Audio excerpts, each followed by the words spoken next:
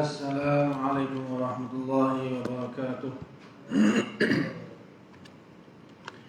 أعوذ بالله من الشيطان الرجيم. بسم الله الرحمن الرحيم. إن الحمد لله نستعينه ونستغفره ونؤمن به ونتوكل عليه ونعوذ بالله من شرور أنفسنا ومن سيئات أعمالنا. من يهده الله فلا مضل له ومن يضلله فلا هادي له. أشهد أن لا إله إلا الله وحده لا شريك له وأشهد أن محمدا عبده ورسوله. اللهم صل على سيدنا محمد وعلى آله وصحبه أجمعين وبارك وسلم. أما بعد. بسم الله الرحمن الرحيم. والعصر إن الإنسان لفي خسر إلا الذين آمنوا وعملوا الصالحات وتواصوا بالحق وتواصوا بالصبر. صدق الله العظيم. وقال رسول الله صلى الله عليه وسلم: من سلك طريقا يلتمس فيه علما سهل الله له به طريقا إلى الجنة. أو كما قال صلى الله عليه وسلم. Alhamdulillah, syukur kita kepada Allah Subhanahu Wa Taala kerana masih lagi diberi kesempatan untuk kita luangkan masa kita pada malam ini untuk kita sambung pengajian kita malam ni, bahagian akidah, insya-Allah. Jadi kita mulakan dengan bacaan kita Al-Fatihah. Bismillahirrahmanirrahim. Ya Allah.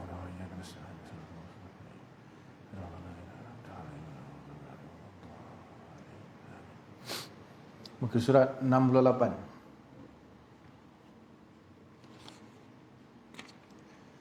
Sambungan daripada pembahasan sifat wahdaniyah.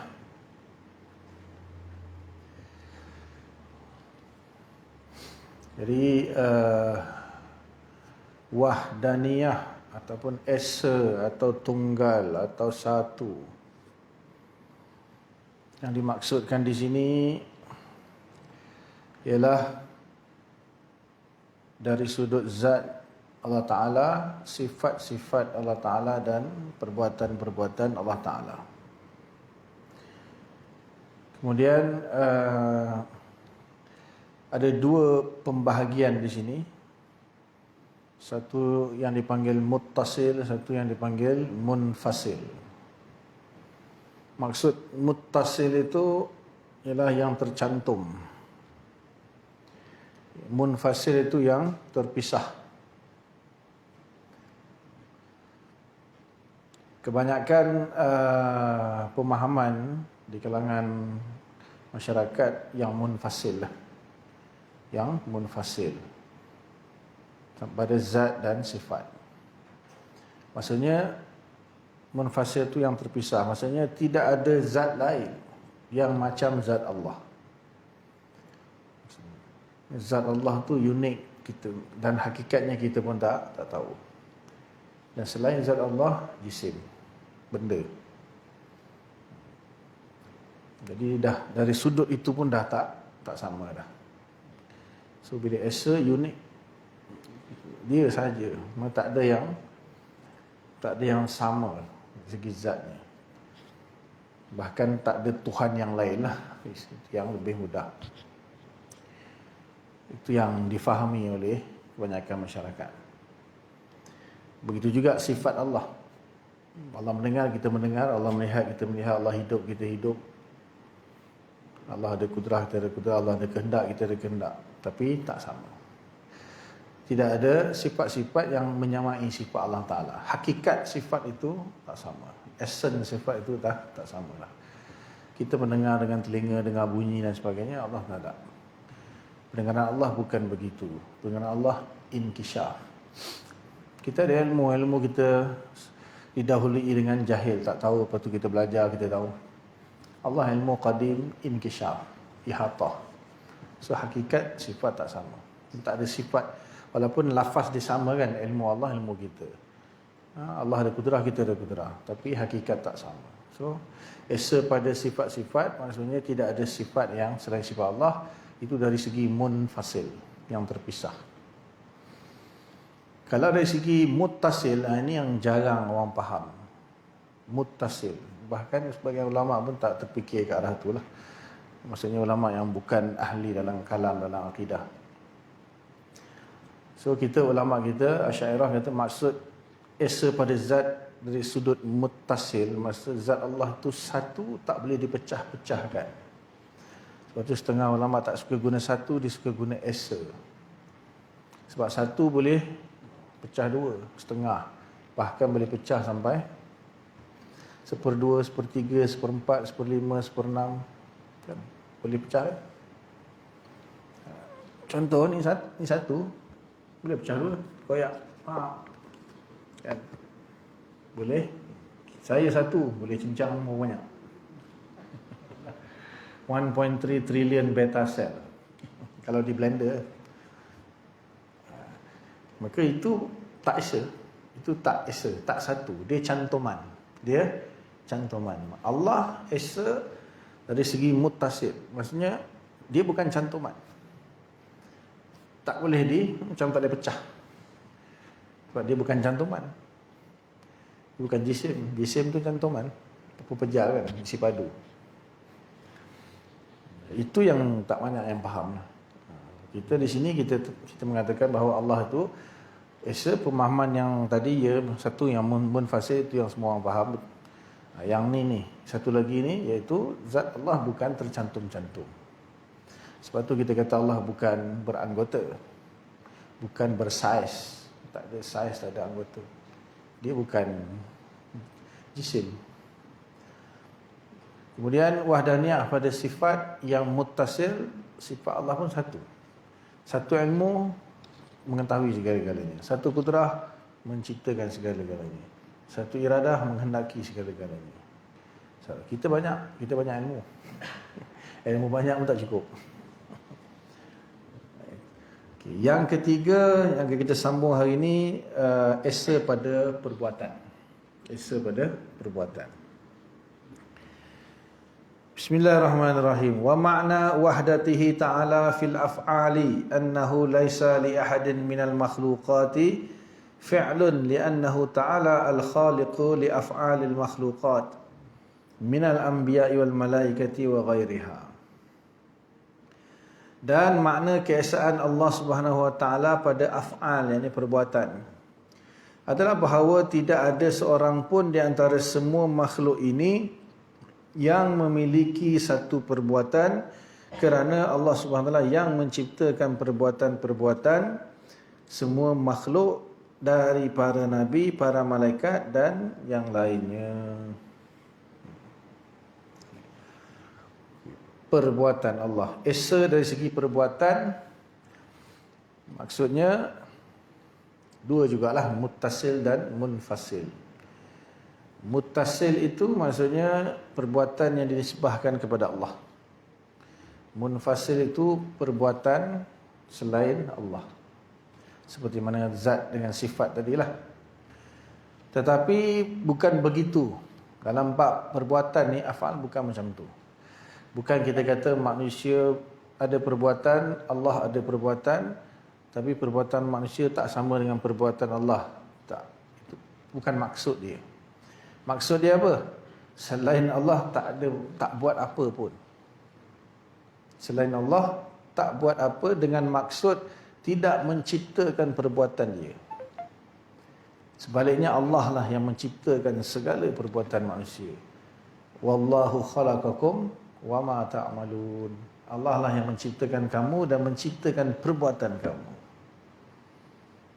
Ini yang dari mula timbul Qadariyah, Jabariyah, Mu'tazilah. Bab ni panjang.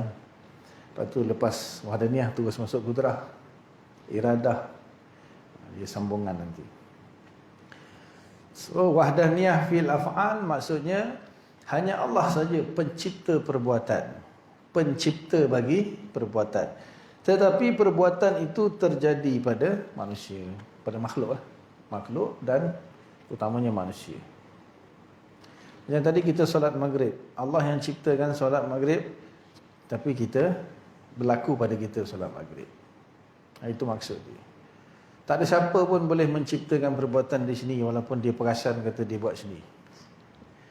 Betul. Tapi itu kalau orang tu buat zina, Allah Ta'ala cipta juga? Ya. Kalau orang tu membunuh, merompak, Allah cipta juga? Ya, Allah cipta. Tapi terjadinya perbuatan tu pada siapa? Pada orang tu. Kalau macam tu, kan? Apa guna kita disuruh beramal, disuruh menghindarkan diri daripada dosa maksiat? Apa guna dosa pahala kalau macam tu? Allah yang cipta, Allah bagi pahala, Allah masuk syurga. Kan? Allah ciptakan orang tu solat, lepas tu dia masuk syurga, dapat pahala, masuk syurga. Allah ciptakan orang ni tak solat atau zina, maksiat, lepas tu Allah bagi dosa, Allah masuk dalam neraka. So kita ni seperti patung wayang kulit lah. Kan? Digerak-gerakkan oleh Allah sahaja. Ya. Wah, Jabariyah ni. Ini sampai sekarang ramai yang tak boleh nak faham. Permasalahan dia bukan kita yang nak menentukan benda ni. Memang ayat tadi jelas, wallahu khalaqakum wa ma ta'malun. Allah yang ciptakan kamu dan Allah yang menciptakan perbuatan kamu. Allahu khaliqu kulli syai'. Allah yang menciptakan segala sesuatu. So kita nak cakap macam mana? Kan? So di sini muncullah Qadariyah, Jabariyah, Mu'tazilah. Jabariyah kata, macam ni, betul lah, semua Allah cipta. Habis tu, tak apa, berzina tak apa. Allah Ta'ala yang cipta, bukan kita yang berzina. Allah yang menciptakan zina. So macam mana? Jabariyah. Sampai tahap Sayyidina Umar, masa jadi khalifah, ada orang tangkap mencuri, lepas tu bila cakap okey, kadar dia lebih 1/4 dinar, aku diputuskan hukum potong tangan. Sebelum tu Sayyidina Umar tanya, kenapa kau mencuri? Dia kata, Allah yang takdir aku mencuri, macam mana? Betul tak? Betul. Allah yang takdirkan aku mencuri, macam mana? Tu Sayyidina Umar jawab apa? Ya, Allah takdirkan aku mencuri. Okeylah kalau macam tu, Allah takdirkan aku potong tangan kau, macam mana? Betul? So di mana manusia tu punya, dia dikira sebagai dosa pahala? Di mana? Pada niat dia. Orang yang semayang tadi, dia nak semayang ke atau dia dipaksa, dia takdir semayang? Yang berlaku. Semua yang dengar kuliah ni dipaksa oleh takdir ke atau memang nak dengar kuliah? Memang sendiri ada keinginan, pilihan, ikhtiar untuk semayang dan dengar kuliah. Tak ada, ustaz, saya nak balik, saya nak tengok TV, nak makan, tapi ada kuasa gaib lah, namanya takdir, maksa saya dengar kuliah. Ya ke?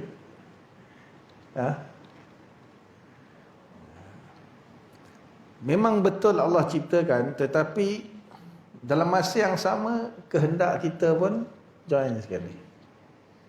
Ini rahsia qada dan qadar. Rahsia qada dan qadar. Dan sejak azali lagi Allah sudah tahu siapa yang akan datang kuliah, yang dia nak datang kuliah. Siapa yang tak nak datang, siapa yang ataupun dia tak datang sebab ada urusan lain. Allah dah tahu sejak azali sebelum kita wujud lagi. So Allah sudah tulis takdir itu. Sebab kan setiap manusia Allah ciptakan dengan watak yang berbeza. Ada yang sama, ada yang beza lah. Perangai dia, tabiat dia, kegemaran dia, hobi dia, kan berbeza. Contoh paling mudah, kalau kita bagi dekat anak kita umur 7 tahun, bagi RM5, dia beli buku baca ke dia beli aiskrim? Dia beli buku baca ke beli aiskrim? Beli aiskrim. Macam mana kita tahu dia beli aiskrim? Kita, walaupun orang tak ada anak pun, katalah orang tu tak ada anak pun, kalau tanya pun dia akan jawab beli aiskrim. Sebab dia tahu, dia dah tahu dah budak. Allah tak tahu. Bila Allah cipta Haji Nazli, misalnya, Allah tahu tak dia akan buat apa nanti, dia akan suka main golf ke tak suka ke apa ke, dia akan menang ke kalah ke? Allah tahu tak tahu? Mestilah Allah tahu. Kita pun tahu, tengok orang kita dah tahu dah. Dia ini kalau aku bagi seorang lagi habis. Allah tak tahu. Dia yang ciptakan orang tu, dia tak tahu pula. Jadi takdir Allah tu memang Allah akan takdirkan mengikut, tapi bukanlah semua. Bukan semua. Kalau macam tu semua nak kaya kan, semua nak senang, semua nak kaya, semua nak sihat, semua nak jadi PM tu. Tak semua. Sebahagian benda yang Allah takdirkan ikut kita punya kehendak. Sebahagian lagi tak. Ya, kalau semua bagi semua, siapa nak jadi, semua jadi menteri ya tu. Betul. Tapi bila kita berkeinginan untuk melakukan perbuatan tu, Allah yang ciptakan kemampuan tu. Allah yang ciptakan. Macam orang nak berzina, adakah orang tu berzina sebab saya tak nak berzina? Hakim, kenapa kamu berzina? Saya tak nak berzina, tapi saya dipaksa oleh kuasa gaib yang namanya takdir. Saya dah lari dah, tak tahu dia tarik saya. Siapa? Takdir. Dia yang buka barakan seluar dan baju saya. Takdir. Ya ke? Ha? Ke kau yang plan daripada awal, WhatsApp daripada awal, janji, booking. Betul? Betul tak? Jadi bila dia memasang niat, mana sebahagian jadi lah. Memanglah tak semua lah. Seperti tadi juga, sama ada perkara baik atau perkara buruk, manusia dia ada keinginan. Jadi kadang-kadang kita niat nak buat baik, tak jadi. Kadang jadi, kadang tak jadi. Kita nak buat buruk pun kadang jadi, kadang tak jadi. Mana yang jadi itu semua yang Allah dah takdirkan, dan Allah ciptakan kekuatan. Masa kita buat tu, Allah bagi kekuatan. Dia yang ciptakan. Sebab itulah nantilah dalam bab kudrah nanti ada pembahasan. Bab kudrah. Sebab kudrah mutlak, kudrah Allah Ta'ala. Kita mana ada kudrah yang boleh menciptakan. Kudrah kita hanya muqaranah dengan kudrah Allah Ta'ala. Dan kita pun ada iradah. Iradah kita hanya muqaranah saja. Kita tak boleh nak. Kita hanya kecenderungan hati. Iradah kita, kecenderungan hati kita terhadap perkara yang kita suka. Tapi iradah Allah mentaksiskan apa yang nak dibuat. So itulah maksudnya wahdaniyah fil af'al. Maksudnya Allah saja yang menciptakan, yang berkuasa untuk menciptakan segala sesuatu. Betul. Yang menciptakan pergerakan matahari siapa? Matahari itu sendiri. Manusia ni dia perasan tu je. Manusia dia perasan.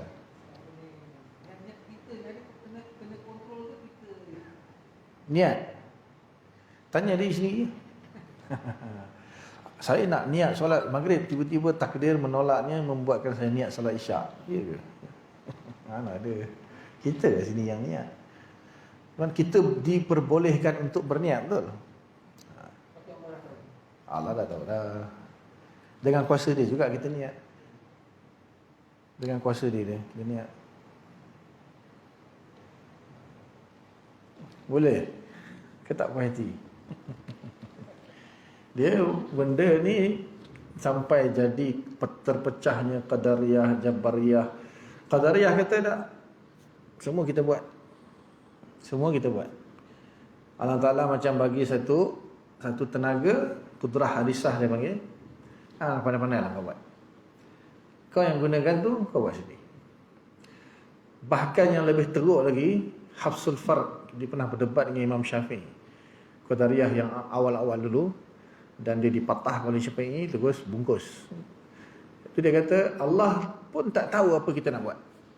Sekejap lagi kita nak buat apa pun Allah tak tahu. Kita dah buat pun Allah tahu. Maksudnya Allah maha melihat kan.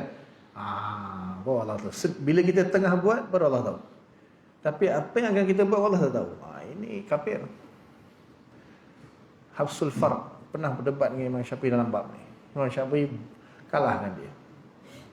Bungkus.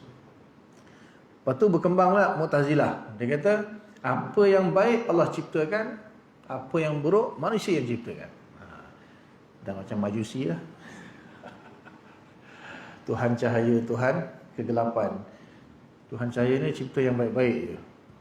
Tuhan kegelapan ni yang cipta yang buruk-buruk. So kalau berzina, membunuh apa semua, itu Tuhan kegelapan.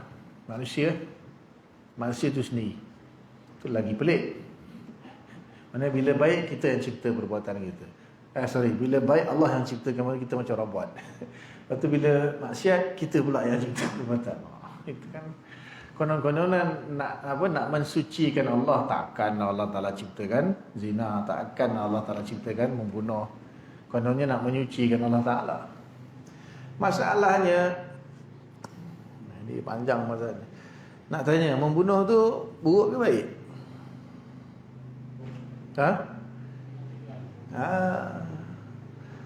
Orang Islam, sahabat Nabi, perang Badar bunuh 70 orang kafir kan?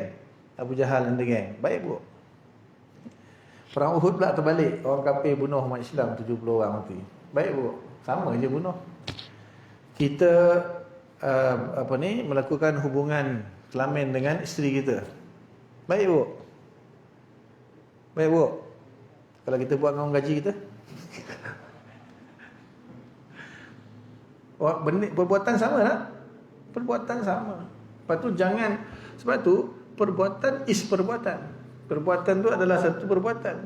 Kemudian baru Allah hukumkan dia baik ke, dia buruk ke. Mana ada kita nak kata benda tu baik. Tengok je, baik. Mana baik ni? Baik. Buruk mana kot? Ni buruk. Buruk baik dia bukan mahiyah, dia bukan bahasa apa mahiyah. Benda tu sendirilah. Hakikat benda tu. Baik atau buruk sifat yang diletakkan oleh orang lain. Contohnya kita makan apa? Makan nasi lemak. Seorang kata sedap, seorang kata tak sedap. Nak tanya, hakikat nasi lemak tu sedap ke tak?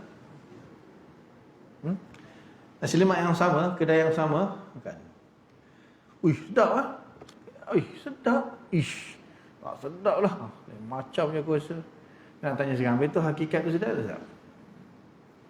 Ada awet lalu. Cantik lah awet tu. Itu pun kata cantik. Buruk lah. Nak tanya, awet tu cantik ke buruk sekarang? Nisbah kepada orang yang menghukum. Bagi dia cantik, cantik. Bagi dia buruk, buruk lah.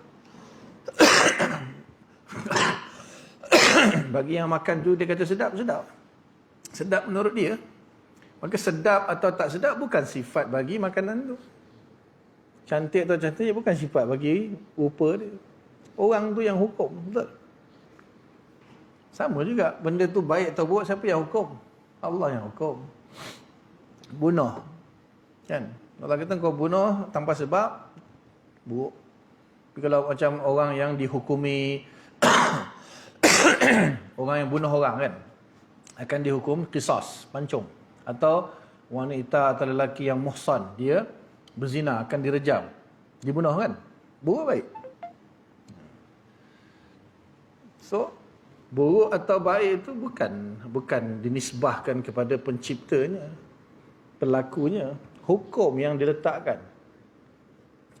So Allah hanya menciptakan perbuatan, tu je, pergerakan. Perbuatan tu apa? Perbuatan tu adalah pergerakan anggota kita, betul? Semua perbuatan kita itu adalah pergerakan anggota, betul? Baik semayang ke, baik mencuri, merompak ke, baik berzina ke, baik membunuh ke, baik apa saja, perbuatan tu apa? Menggerakkan anggota badan kita. Betul? Kalau kita berdiri, lepas tu kita rukuk, lepas tu kita tidak, tu namanya apa? Solat. Kan? Kalau kita menahan diri daripada makan sebelum subuh sampai maghrib, tu namanya puasa. So kalau kita pergi ke Mekah, kita pusing Kaabah 7 kali, lari Safa Marwah 7 kali, tu namanya haji. Gerakan. Segala amalan baik atau buruk kan, dia hanyalah pergerakan anggota badan kita. So yang menggerakkan perbuatan itu ya dipanggil Allah, pencipta bagi perbuatan kita. Allah yang menggerakkan perbuatan kita saja. So kalau perbuatan kita itu menurut syarak, dia jadi baik. Okay. Solat kan, perempuan yang haid dia solat, baik buruk? Haram. So solat tu baik ke buruk? Solat adalah solat. Yang menghukumi solat tu baik ke buruk, Allah. Kita sembahyang zuhur belum, kita sembahyang isyak belum masuk waktu, boleh? Kecuali jamak takdim lah. Sembahyang waktu yang diharamkan, boleh? Sembahyang, takkan tak boleh sembahyang. Buruk. Perempuan yang haid atau kita tak mandi wajib, kita sembahyang. saja je. Haram. Takkan semayang haram kot.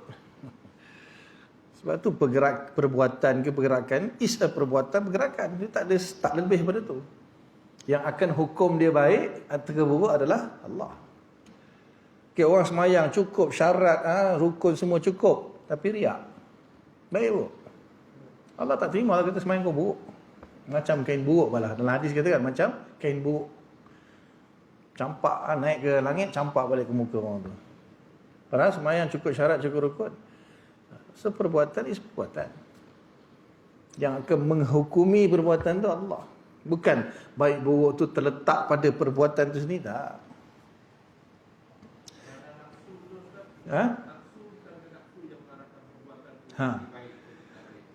Kalau tak ada nafsu, kita makan pun tak boleh. Kahwin pun tak nak. Betul, kalau tak ada nafsu, makan pun tak nak, minum pun tak nak, kahwin pun tak nak, jima pun tak nak. Macam mana kan?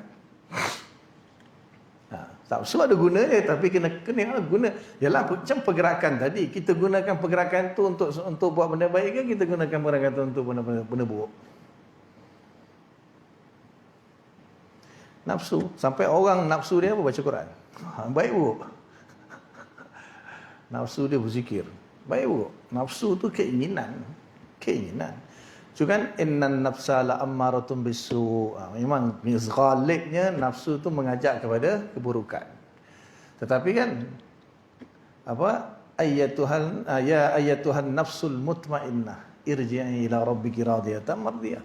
Kalau nafsu tu dah dididik jadi nafsu mutmainnah, Allah redha. Mardiyah. Radiyah, mardiyah. Tak boleh kata nafsu tu buruk. Okay. So jadi Allah Ta'ala yang menciptakan segala perbuatan, tetapi perbuatan tu jadi pada kita. Macam contohlah ni nak bagi faham je lah. Jangan contoh ni biasa kita ambil satu point je. Kita main kita control remote wireless kan. So kita tekan button forward. So yang bergerak siapa? Kita ke kereta? Kita main kereta control kan, kita pegang remote. Lepas tu kita tekan button forward. Tu kereta tu kita kena right di kanan, left di kanan kiri, reverse atau ghost turn dia di belakang. Tapi yang menciptakan perbuatan siapa? Kereta tu sendiri ke yang pegang remote? Kita. Tapi perbuatan jadi kat siapa? Dekat kereta. Itu je, simple je. Allah yang menciptakan perbuatan tapi jadi kat kita.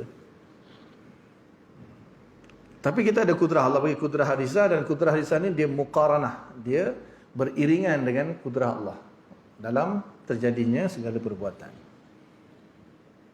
Itu manusia je lah. Manusia dan binatang.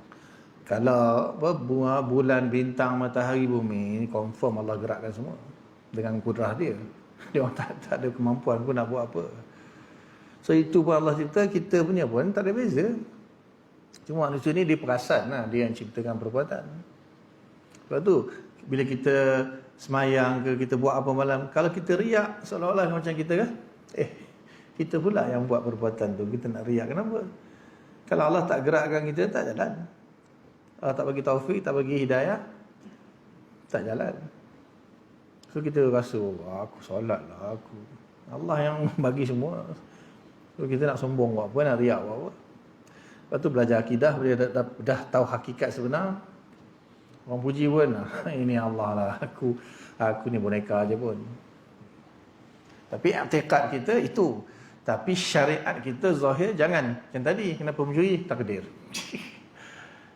Dan dia punya rahsia dia punya wisdom dia, kebijaksanaan dia, kita tak tahu apa yang ditakdirkan. Tahu lepas ni nak buat apa?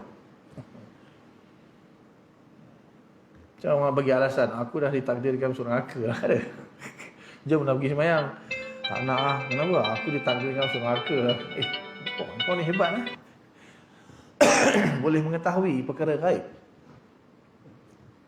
Ada yang tahu? Ada syurga neraka? Paling pun insyaAllah harap-harap ahli syurga lah kan. So kita tak tahu kita ada syurga ke neraka.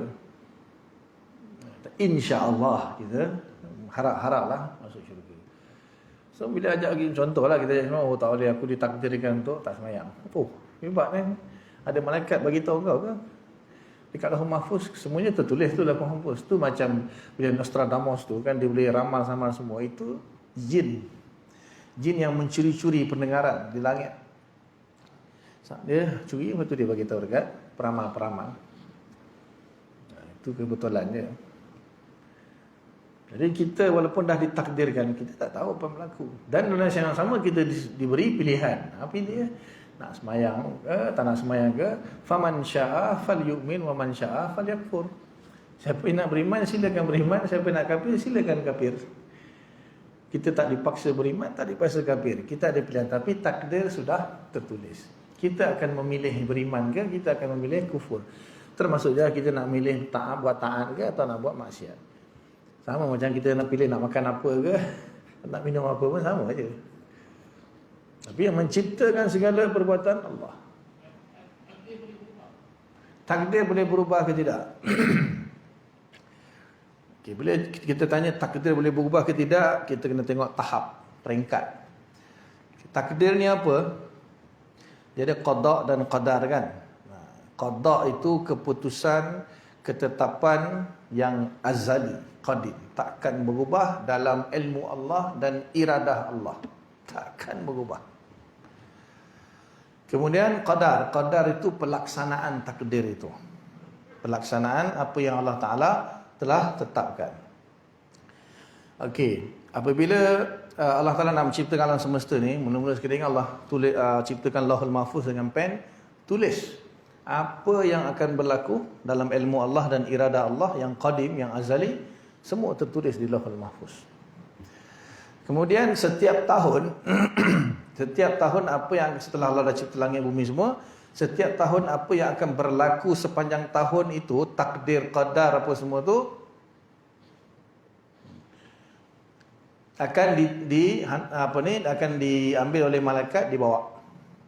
Setengah ulama kata Lailatul Qadar, sebab tu namanya Lailatul Qadar, malam yang diturunkan kadar-kadar apa yang akan berlaku di dunia. Ada yang kata nisfu Sya'ban, malam nisfu Sya'ban. Kemudian itu dari segi apa yang berlaku selama setahun. Kemudian ada pula malaikat-malaikat yang tertentu yang ditugaskan untuk membawa takdir bagi seseorang yang nak lahir. Kan dalam hadis 40 nanti akan kita belajar. Bila dah jadi 40 hari air mani, 40 hari darah dan 4 hari mudghah, lepas tu kan datang malaikat. Tuliskan takdir dia, umur dia berapa, rezeki dia berapa banyak. Dia kan amal dia macam mana, dia akan ahli syurga atau ahli neraka. Sa'idun aw syaqiyun. So nampak tak takdir tu banyak. Okey. Ulama kata yang takkan berubah itu yang dalam ilmu Allah iradah takkan berubah. Okey, Lauhul Mahfuz boleh berubah ke tak? Khilaf. Jumhur majoriti kata tak berubah. Sebab apa ada ayat tu? Yamhullahu ma yasha' wa yuthbit, ayat Quran. Yamhullahu ma yasha' wa yuthbit. Allah memadam apa yang dia kehendaki dan menetapkan apa yang dia kehendaki. Wa indahu ilmul kitab, dan di sisinya ada ilmul kitab. Ummul kitab. Ummul kitab tu ulama kata Lauhul Mahfuz. So ada yang mengatakan di Lauhul Mahfuz tu boleh berubah. Ada yang kata tak, di Lauhul Mahfuz takkan berubah. Yang akan berubah tu yang disalin oleh malaikat, sama ada yang tahunan ataupun bulanan atau mingguan. Cuma perubahan itu sudah pun ditulis di Lauhul Mahfuz. Perubahan itu pun sudah diketahui oleh ilmu Allah dan iradah Allah. Jadi kita nak kata tak berubah pun tak boleh secara mutlak, atau nak kata berubah secara mutlak pun tidak. Sebab dalam ilmu Allah, dalam iradah takkan berubah, sebab Allah tak mungkin berubah. Orang yang pendirian berubah ni orang yang tak sempurna. Macam kita lah kan, sekejap lagi apa aku nak makan ni goreng kan, lama tak berkena, pergi sampai tengok ketiau. Sedap pula ketiau ni, tukar ketiau. Kejap je berubah kan. Orang berubah pendirian dia tak tetap lah. Allah dia bukan kecenderungan hati tengok, wah tukarlah. Allah taksis, iradah Allah tu taksis. Allah mau khususkan apa yang dia nak. Aku nak macam ni, macam ni. Dan tak ada ke kita kan, kita pilih tu sebab ada kebaikan kena. Tapi bila kita tengok, ini macam lagi sedap je, kita tukar. Kita tukar kita punya kehendak kita, pilihan kita, betul? Allah bukan macam tu. Allah bukan tengok tukar ni, tak ada. Tapi bila syariat tu disampaikan kepada kita, disuruh kita berusaha. Disuruh kita berusaha seolah-olah kita boleh mengubah. Masa turunlah ayat innallaha la yughayyiru ma biqaumin hatta yughayyiru ma bi anfusihim. Allah Taala tak akan mengubah nasib satu kaum melainkan dia yang ubah sendiri. Itu dipanggil ayat syariat. Ayat syariat. Aqimus solah. Dirikanlah solat kan. Kalau Allah Ta'ala dia dah takdirkan orang tu solat ke tak solat, nak buat apa dia suruh lagi? Betul? Satu kebodohan lah kan. Kita takdirkan, contohlah, kita dah tetapkan satu perkara. Benda tu takkan berlaku. Lepas tu kita kata, buatlah. Kau dah takdirkan benda tu takkan berlaku, betul kau suruh pula. Kan namanya satu kebodohan tu. Takkan Allah bodoh kot. Allah kata dalam surah Baqarah, kaifa takfurun? Macam mana korang boleh kafir ni? Allah. Bukan Allah yang takdirkan dia kafir ke? Takkan orang yang mentakdirkan dia kafir tiba-tiba dia tanya balik, kenapa orang kafir ya? Betul? Sebab tu kita dalam Al-Quran, kita jangan yang kelompok-kelompok ni lah, yang Qadariyah Jabariyah ni, dia jadi tersesat. Sebab ayat-ayat macam ni, tak dapat nak bezakan antara ayat hakikat dan ayat syariat. Ayat hakikat Allah beritahu segala-galanya dia yang berkuasa, dia yang menciptakan, dia yang menetapkan segala-galanya. Tapi ayat syariat suruh kita usaha, suruh kita buat, larang kita jangan buat. Itu ayat syariat. Walaupun kita dah ditakdirkan, itu dia terjadi. Ada siapa yang tahu apa takdir dia? Tak ada siapa pun tahu takdir dia akan datang. Banyak dah dalam Quran pun kalau kita baca tafsir ayat-ayat yang orang kafir kata, kalaulah Allah menghendaki kami beriman, dah tentu kami beriman. Sebab Allah tak berkehendak kami berimanlah, sebab tu kami tak beriman. Lepas tu Allah salah jawab, adakah kamu mengetahui ketetapan Allah Ta'ala? Macam Hindun kan, Hindun kata apa? Sumpah demi Allah, aku takkan masuk Islam. Takkan masuk Islam. Akhir saya Fatah Mekah masuk Islam. So orang tanya, oi, dulu kau sumpah kau tak nak masuk Islam. Apa jadi? Ya, aku tak masuk Islam. Habis tu, Islam masuk dalam diri aku. Islam masuk dalam diri aku. Kita tak tahu apa, macam mana kita berubah. Benda berubah. So, kita tak boleh kata, dah takdirkan aku tak beriman macam mana. Dah takdirkan aku ni tak semayang macam mana. Mana kita tahu besok apa jadi? Tiba-tiba Allah ubah. Kan? Inna quluba bani Adam baina usbu'aini min asabi'ir rahman yuqallibuhuma kaifa yasha'. Hati anak Adam tu kan di antara dua jari jemari di antara jari jemari Allah. Bukan Allah jari ya. Nak bagi tahu benda tu Allah akan bolak-balik dengan mudah aja. Betul kita doakan ya muqallibal qulub tsabbit qulubana ala dinik wa ala ta'atik. Rabbana la tuzigh qulubana ba'da idh hadaitana. Kan? Kita mana tahu? Kita tak boleh kata kalau gimana orang tu kalau dia boleh teka kebetulan jelah kot. Tapi secara pasti dia tak tahu takdir dia apa akan datang. Maka kita di situ kita suruh berusaha. Berusaha. Itu yang tu yang dikatakan takdir muallaq ni bagi. Takdir muallaq.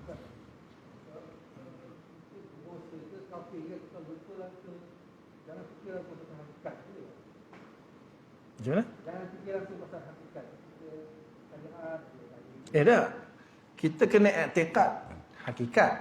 Hakikat ni tuntutan dia i'tiqad. Syariat dia tuntutan ni amalan.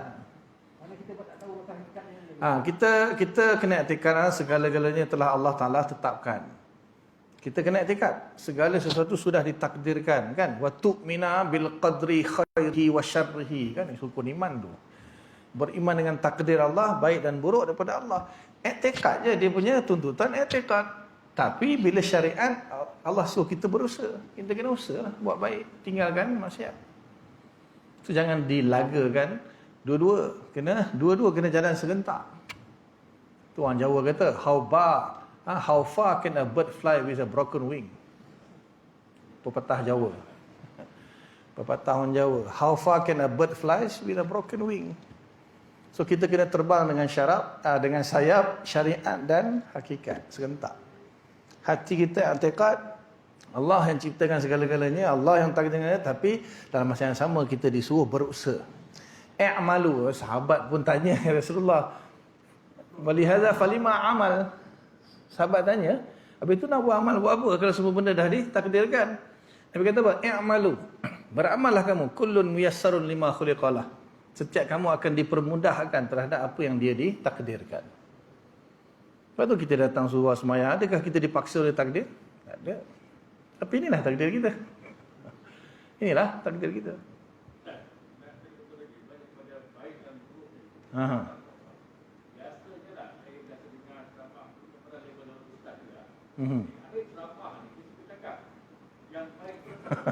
Saya pun.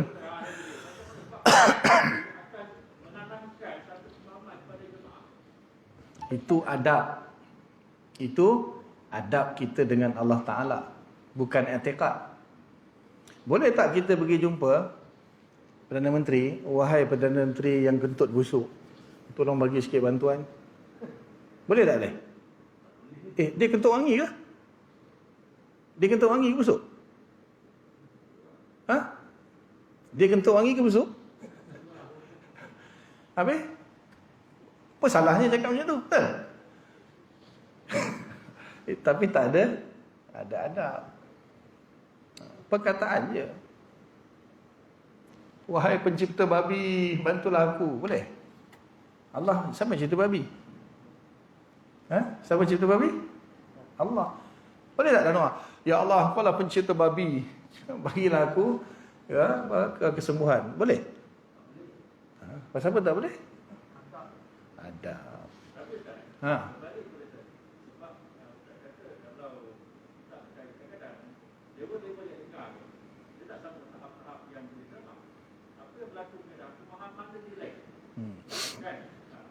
Kalau kata yang untuk saya perbaiki itu, itu ada dalam tak clear sikit itu kan. Tapi yang untuk tak selesai seolah-olah orang berpemahaman macam tak cakap kedai kan. Jadi pemahaman yang kita orang tak faham je lah. Kecuali dia duduk kuliah, betul? Duduk kuliah. Sebab tu kena duduk kuliah. Tak, memang kadang benda tu panjang. Tiap-tiap hari nak cakap, dia pun bosan. Ada kadang-kadang, saya pun kadang-kadang sebutlah. Apa yang baik dan buruk itu semuanya daripada Allah. Cuma disebabkan atas kelemahan saya. Ada juga, ada orang sebut macam tu. Tapi panjang nak kan. Nak kamat orang dah lebih pada kamat lah. Dia duduk panjang lagi, nak lagi terangkan lagi. Itu yang apa yang baik daripada Allah, apa yang buruk dari kelemahan saya. Ringkas je. Nanti kan yang baik semuanya daripada Allah, baik ke buruk ke semuanya daripada Allah, tapi semua atas kelemahan saya lah. Boleh je cakap macam tu. Tapi adab kita kalau boleh tak nak. Nabi Ibrahim kan dalam apa? Wa iza maridtu fahuwa yashfi. Kan? Tapi bila aku sakit dia yang sembuh. Tapi dialah yang bagi aku makan, dialah yang bagi aku minum, dialah yang ini. Tapi bila sakit dia tak kata dialah yang bagi aku sakit, tak kata. Wa iza maridtu fa huwa yashfi. Kalau aku sakit, dia yang sembuhkan. Tak kata apabila dibagi aku sakit, lepas tu disembuhkan aku. Kenapa tak kata memang Allah yang bagi sakit? Tapi kenapa dia tak nisbahkan kepada Allah?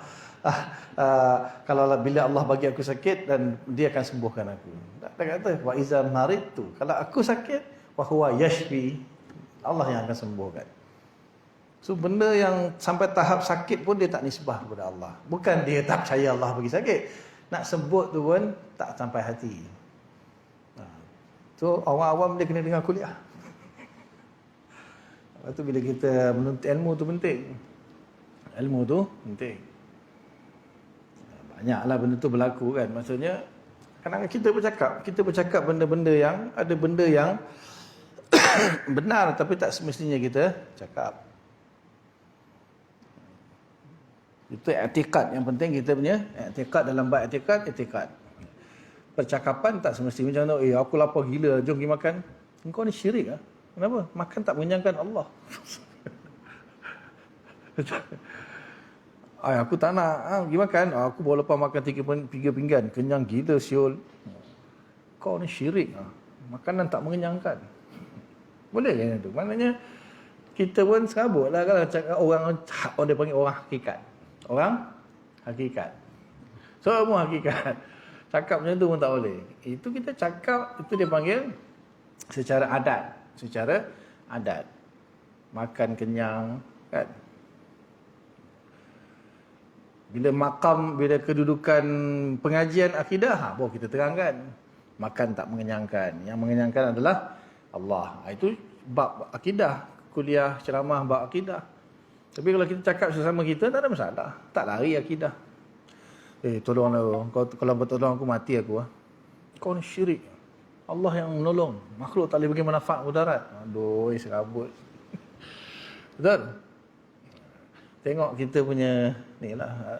Bila kita bercakap tu, seolah-olah macam kelemahan tu kita, dari kita bukan dari Allah, tapi i'tiqad memang daripada Allah apa semua. Kullun min indillah. Fa'alhamaha fujuraha wa taqwaha.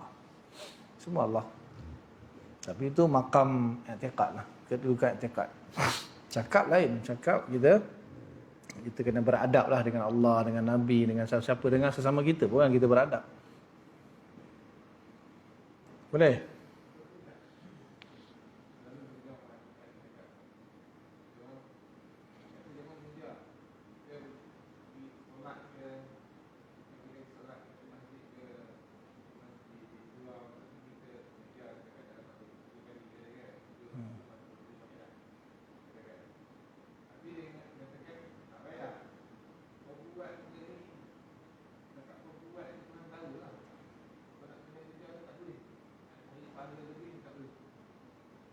Tanya dia macam mana kau tahu? Tanya dia balik macam mana kau tahu? Tanya dia balik macam mana kau tahu? Tu je. Macam mana kau tahu? Tanya dia. Yelah, dia kata jangan tak payah cari yang lebih. Macam mana kau tahu aku takkan dapat pahala lebih? Dan aku tak boleh cari pahala lebih? Macam mana kau tahu? Maksudnya, dia seolah-olah dia kata Allah dah tetapkan pahala kau banyak ni je. Jangan kau nak cari dah lebih. Tanya balik, macam mana kau tahu Allah tak letakkan aku pahala banyak ni saja dan aku takkan dapat lebih? Mana kau tahu? Tanya dia. Ada malaikat bisik kat kau ke? Kau ada bayar rasuah kat malaikat ke apa ke? Tanya dia balik, tu je. Kita disuruh fastabiqul khairat. Dia nak lawan Quran. Allah takdirkan, dah tetapkan macam mana, memang betul, tak salah. Tapi Allah kata apa? Fastabiqul khairat. Berlumba-lumbalah kamu dalam buat kebaikan. Betul? Sebab apa? Kita tak tahu. Kita tak tahu takdir kita. Dan kita diberi peluang untuk mendapat lebih. Tiba-tiba tu kau tak payah buat lebih lah, semua dah tetapkan. Wah, kau kasyaf Tanya dia balik. Sejak bila pula Allah Ta'ala singkapkan lahul mahfuz dekat kau? Apa dia? Tengok dia punya tengok orang je lah. Kita jelaskan. Sebab biasanya yang cakap macam tu orang jahil. Biasanya orang cakap macam tu orang jahil, tak tahu. So kita jelaskan. Kalau dia tak terima, bawa jumpa ustaz. Tak jadi juga, mahkamah. Mufti ada. Tak parti juga, bawalah. Kamu tak terima, tak percaya takdir. Tahu tak apa yang rukun iman yang ke-6 tu apa? Antuk mina bil qadri khairihi wa syarri. Tak percaya juga? Tak percaya. 3 hari dipenjarakan. Dia bagi hujah apa semua, lepas dia datang. Tak percaya juga? Hukumkan kafir. Ada prosedur dia. Ada prosedur dia. Dia tak, biasa orang cakap macam tu orang jahil je. Lepas tu bila kita jawab balik, dia tak percaya lah kan. Sebab dia tahu sama level. Bawa jumpa ustaz. Dia tak percaya juga. Bawa pergi mufti. Bawa pergi mufti. Kalau dia betul-betul nak cari kebenaran, jom kita pergi mufti. Dia tak percaya bila dengar kuliah ustaz ni. Dah tak percaya lah ustaz, tak betul. Ada orang kan, kata apa, jom kita pergi jumpa mufti. Kita pergi, sebab itulah tugas dia mufti. Maknanya dia, sultan ni, dia menjaga semua rakyat dia. Allah akan tanya di akhirat nanti sultan, setiap negeri. Rakyat engkau, macam mana boleh akidah dia salah? Saya dah lantik mufti. Tak semestinya dia sendiri yang menghukumi, kecuali Sultan Al-Fatih, itu dia sendiri alim besar. Tapi ada setengah sultan dia lantik. Dia akan, kebanyakan lantik lah. Kebanyakan raja sultan ni dia akan lantik orang alim sebagai mufti, akan hukum. Ada semua. Lepas tu ada orang yang bermasalah begini, masalah dia akidah. Kita cuba terangkan, bantu. Dia tak nak percaya. So kita jumpa dengan ustaz pun dia tak nak percaya. Jumpa mufti. Kita bagi laluan untuk azan dulu insya-Allah.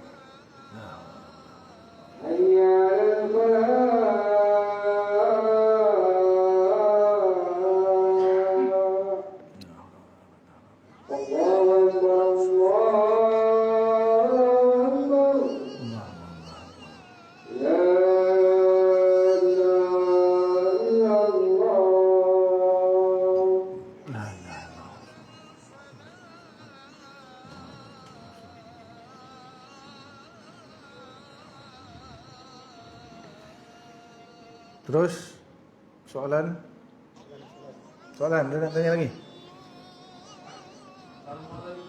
Waalaikumsalam warahmatullahi.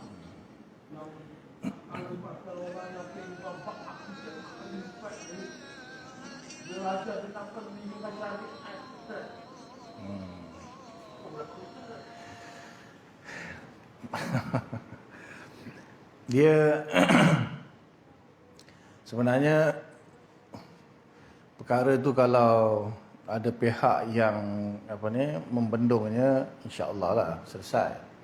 Cuma masalahnya mungkin terlepas pandang ke ataupun memang ada, bahkan dalam media sosial pun banyak. Jelas salah tu memang salah jelas. Barang siapa yang menafikan syariat itu kafir hukum dia. Walau macam mana dia kata tinggi sekali dalam makrifat, dia pun tu pembohong, kerana Nabi sendiri tinggal syariat ke? Siapa makrifat paling tinggi sekali? Nabi. Ada Nabi tinggal sembahyang? Betul?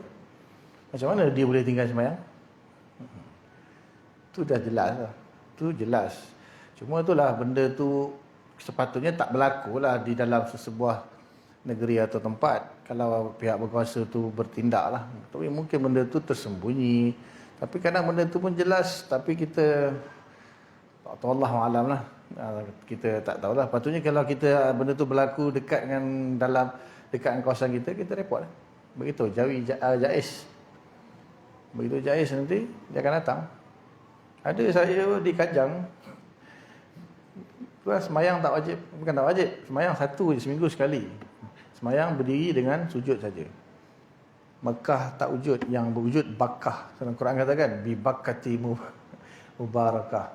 So tak percaya hadis, tolak hadis, macam-macam. Mana ada Allah Taala cerita semayang zuhur, subuh, zuhur, asar, maghrib, isyak, subuh ada? Dalam Quran sebut? Tak sebut, tak ada.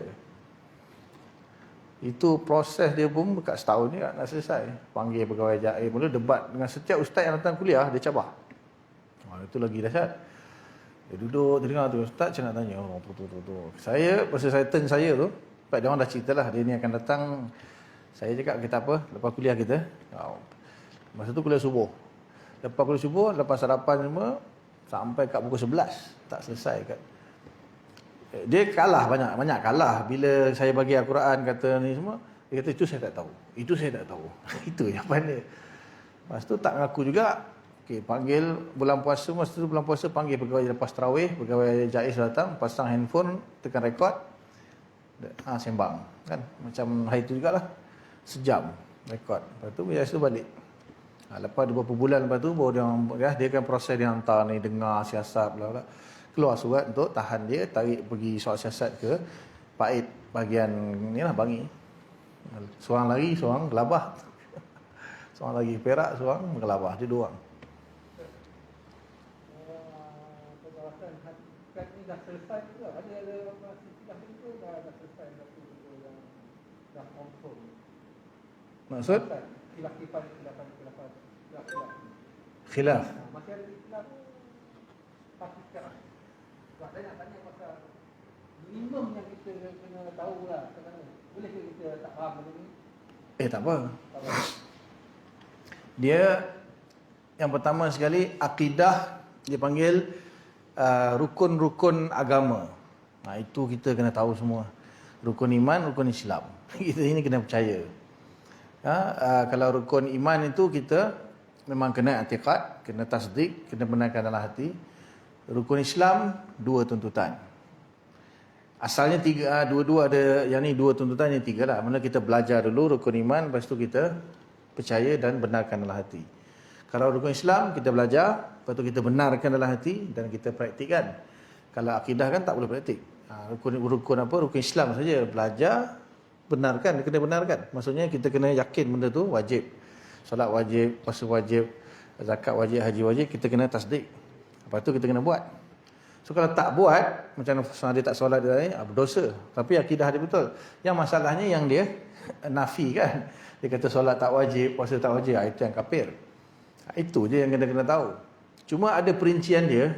Tuhan tu semata-mata dia beriman kepada Allah saja tak cukup. Sebab apa? Bila tanya Allah tu siapa? Tak tahu. Beriman pula, beriman. Allah tu siapa? Tak tahu. Tak boleh. Dia mesti kena sekurang-kurangnya dia kena tahu. Allah itu wujud, Allah itu esa, Allah tu ada kuasa. Yang kita belajar ni, ni basic. Ini siapa tolak ni? Kufur. Siapa boleh tolak Allah ada kuasa, Allah ada ilmu, Allah ada iradah kan? Allah hidup.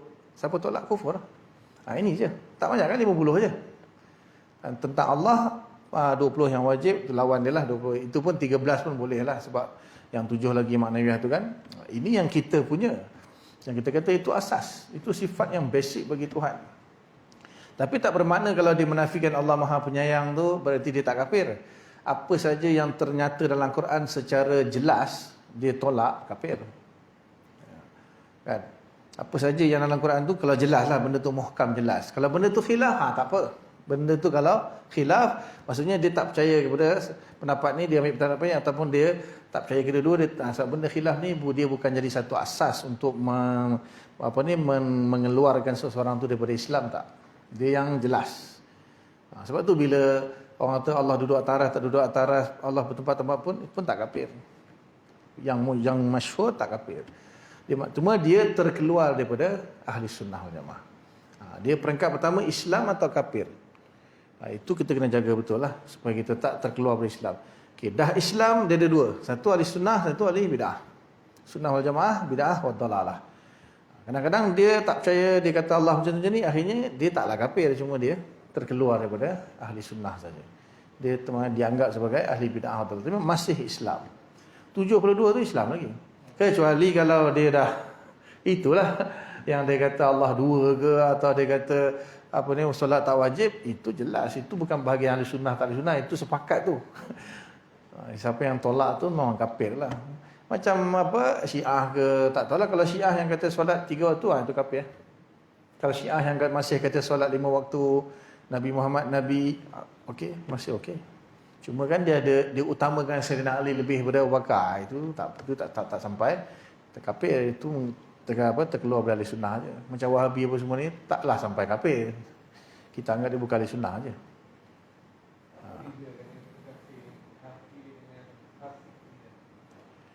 Fasik ni dia Islam tapi berdosa besar.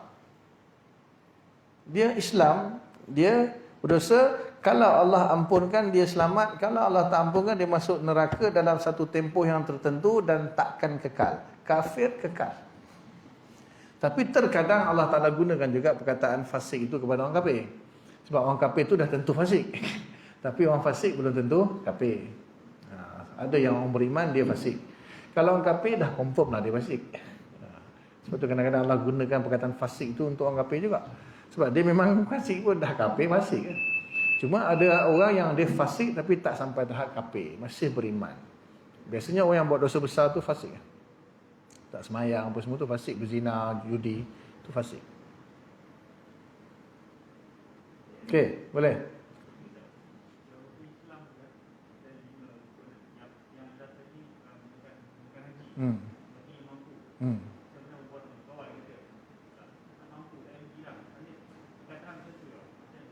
Ya.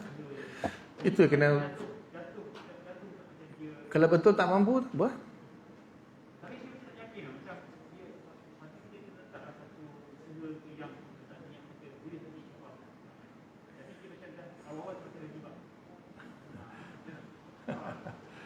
Mampu tak mampu tu panjang. Nanti kita pun jauh lagi buat haji ni.